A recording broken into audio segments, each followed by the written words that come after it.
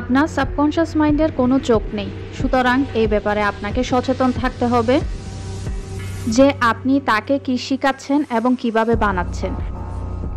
আপনি তাকে যা শেখাবেন তা আপনার রিয়ালিটিতে ম্যানিফেস্ট হবে।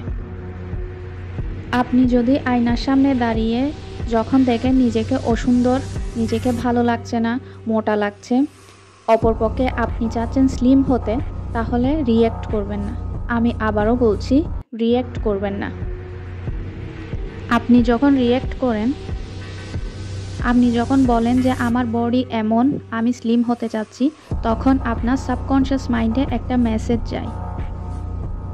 তখন আপনার সাবকনশিয়াস মাইন্ড বুঝতে পারে যে আপনার কাছে আনডিজায়ারেবল রিয়ালিটি আছে, আর আপনি যেটা চাচ্ছেন সেটা আপনার কাছে নেই, আর ওইটাই 3Dতে ম্যানিফেস্ট হবে।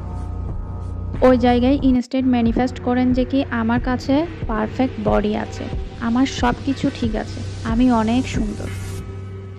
আপনার রিয়াকশনকে নিউট্রাল রাখেন যাতে আপনার সাবকনশিয়াস মাইন্ড বুঝতে না পারে।